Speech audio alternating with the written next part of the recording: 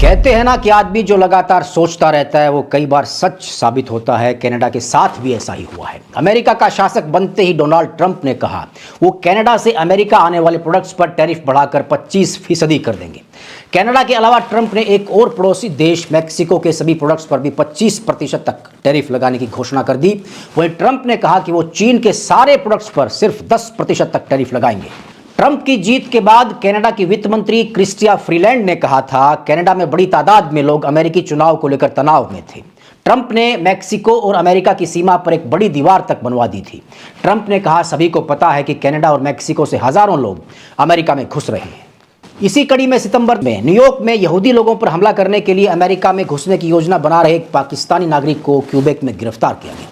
तो कुल मिलाकर अब अमेरिका भी कनाडा के जरिए उग्रवादी और आतंकी गतिविधियों से चिंता में पड़ गया है। Incoming border in charge of America Tom Homan ने दो टूक कहा है कि कनाडा को यह समझने की जरूरत है कि हम उसे अमेरिका में आतंकियों के लिए आसान रास्ता नहीं बनने देंगे। कनाडा का 75% एक्सपोर्ट अमेरिका में होता है, ऐसे में 25% तक का टैरिफ उनको भारी पड़ सकता है। लगता है कुछ तो अदावत है ट्रंप के मन में कनाडा के लिए। From this day forward, a new vision will govern our land. From this day forward, it's going to be only America first. America में डोनाल्ड ट्रंप के राष्ट्रपति चुनाव जीतने के बाद से दुनिया के कई देश अमेरिका में बदलने वाली नीतियों को लेकर आशंकित हैं। राष्ट्रपति चुनाव के अभियान के दौरान डोनाल्ड ट्रंप ने ऐसी कई घोषणाएं कर दी जिससे कई देशों पर इनका गहरा असर पड़ सकता है। ऐसे ही डोनाल्ड ट्रंप के चुनाव जीतने के बाद से ही अमेरिका का पड़ोसी देश कनाडा भी हाई अलर्ट पर है और इसे लेकर वहां पूरी निगरानी रखी जा रही है। अमेरिका में राष्ट्रपति चुनाव पर कनाडा में सबकी नजरें टिकी हुई थीं और जैसे ही ट्रंप जीते एक संदेश गया कि अब कनाडा की चुनौतियां बढ़ने वाली हैं। इसी साल जनवरी में ट्रूडो ने कहा था कि ट्रंप फिर से राष्ट्रपति बनते हैं तो कनाडा के लोगों की जिंदगी मुश्किल होगी और ये एक कदम पीछे जाने की तरह होगा। रॉयटर्स के मुताबिक ट्रंप की जीत के बाद कनाडा की वित्त मंत्री क्रिस्टिया फ्रीलैंड ने कहा था कनाडा में बड़ी तादाद में लोग अमेरिकी चुनाव को लेकर तनाव में थे, लेकिन मैं कहना चाहती हूं कि सब कुछ बिल्कुल ठीक है। अमेरिका से हमारा गहरा संबंध है और ट्रंप के साथ भी हमारे संबंध मजबूत हैं। Canada looks forward to working in close partnership with our American friends and neighbors. I know that a lot of Canadians are anxious, and I want to say with utter sincerity and conviction to Canadians that Canada will be absolutely fine. Trump 2017 में पहली बार जब राष्ट्रपति बने थे तब उन्होंने north American free trade agreement के बारे में दोबारा से विचार करने की बात कही थी। अमेरिका का यह एग्रीमेंट मैक्सिको और कनाडा के साथ है। कहते हैं ना कि आदमी जो लगातार सोचता रहता है वो कई बार सच साबित होता है। कनाडा के साथ भी यही हुआ। अमेरिका का शासक बनते ही डोनाल्ड ट्रंप ने कहा कि वो कनाडा से अमेरिका आने वाले प्रोडक्ट्स पर टैरिफ बढ़ाकर 25% कर देंगे।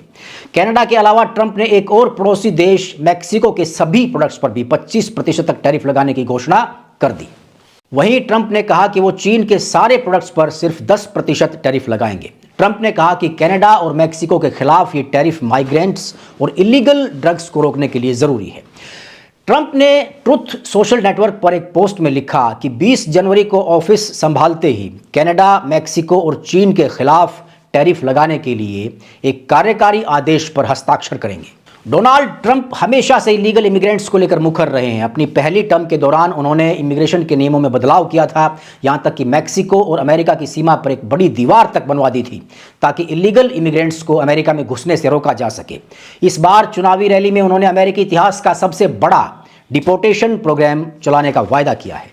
ट्रंप ने कहा सभी को पता है कि कनाडा और मैक्सिको से हजारों लोग अमेरिका में घुस रहे हैं। ये अपने साथ ड्रग्स ला रहे हैं और कई अपराधों को अंजाम दे रहे हैं। जिस स्तर पर यह सब हो रहा है वैसा पहले कभी नहीं हुआ।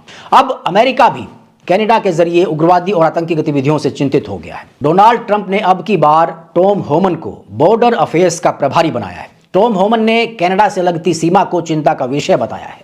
चार्ज लेने से पहले ही टॉम होमन कह चुके हैं कि अमेरिका से लगती कनाडा की सीमाएं कमजोर हैं, जिसका फायदा उठाकर आतंकी अमेरिका में घुस सकते हैं। होमन ने कनाडा अमेरिकन सीमा पर एक्सट्रीम नेशनल सिक्योरिटी थ्रेट्स के बारे में बोलते हुए कहा है कि कनाडा ने पिछले 1 दशक से सीमा सुरक्षा को गंभीरता से नहीं लिया है। उन्होंने इन कमजोरियों को दूर करने के लिए ओटावा के साथ कड़ी बातचीत की चेतावनी दी है। पीएम ट्रूडो के लिए मुश्किलें तब खड़ी हो रही हैं जब कनाडा में चुनाव सिर पर हैं और वहां पर प्री इलेक्शन पोल्स में यह निकलकर सामने आ रहा है कि ट्रूडो चुनाव में कंजर्वेटिव पार्टी से हार सकते हैं।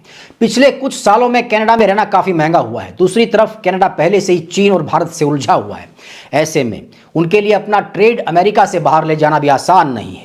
कनाडा और अमेरिका के बीच दुनिया का सबसे लंबा लैंड बॉर्डर है और दोनों देशों के बीच कारोबारी संबंध $1 ट्रिलियन से भी ज्यादा के हैं। कनाडा के प्रधानमंत्री जस्टिन ट्रूडो ने ट्रंप की जीत के तत्काल बाद ही बधाई दी थी, लेकिन दोनों नेताओं के संबंधों में काफी तनाव रहा है। जस्टिन ट्रूडो तो इतनी टेंशन में है कि उन्होंने ट्रंप की इस नई टर्म को लेकर अपनी चिंताओं को दूर करने के लिए कनाडा अमेरिका संबंधों पर एक खास कैबिनेट कमेटी बना दी थी। अमेरिका में कोई भी राष्ट्रपति कमान संभालने के बाद पारंपरिक रूप से पहला विदेशी दौरा कनाडा या मैक्सिको का करता था, लेकिन ट्रंप ने 2017 में पहला विदेशी दौरा सऊदी अरब का किया था। यानी ट्रंप ने आते ही संदेश दे दिया था। अब वो कहते हैं ना कि खिसियानी बिल्ली खंभा नोचे, तो अमेरिका में ट्रंप के चुनाव जीतने के बाद कुछ ऐसी ही हालत जस्टिन ट्रूडो की भी हो गई थी। पीएम ट्रूडो को एक और तो अपनी कुर्सी बचाने के लाले पड़े हुए हैं और दूसरी ओर वो अमेरिका के नए राष्ट्रपति ट्रंप जैसे दुनिया के ताकतवर लोगों से उलझने की आदत से भी बाज नहीं आ रहे हैं। उन्होंने एक बार फिर से अपने आका अमेरिका को ही आंख दिखाने का काम किया है। उन्होंने चेतावनी दी है अमेरिका को कि वॉशिंगटन के द्वारा कनाडा के सामानों पर लगाए गए किसी भी टैरिफ या ट्रेड बैरियर के नतीजे खुद अमेरिकी मजदूरों को भुगतने होंगे। वैसे तो ट्रंप जस्टिन ट्रूडो पर व्यक्तिगत हमले भी करते रहे हैं। ट्रूडो को ट्रंप ने घोर वामपंथी पागल तक कह दिया था।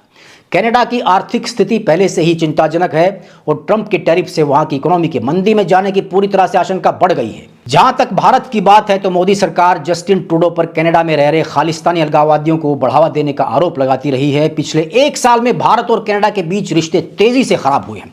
जस्टिन ट्रूडो सरकार अलगाववादी खालिस्तानी उग्रवादियों की समर्थक रही है और उन्हें खुश करने के लिए भारत विरोधी बयान देती रही है। इस वजह से फिलहाल दोनों देशों के बीच तनाव बढ़ा हुआ है।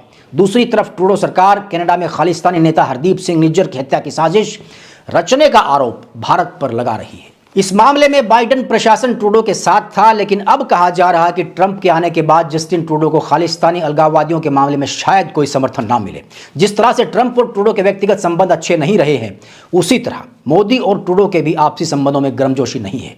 मोदी मई 2014 में पहली बार भारत के प्रधानमंत्री बने और जस्टिन ट्रूडो अक्टूबर 2015 में पहली बार कनाडा के प्रधानमंत्री बने। 2019 में भी नरेंद्र मोदी दूसरी बार चुनकर आए और ट्रूडो को भी अक्टूबर 2019 में दूसरे कार्यकाल के लिए चुना गया।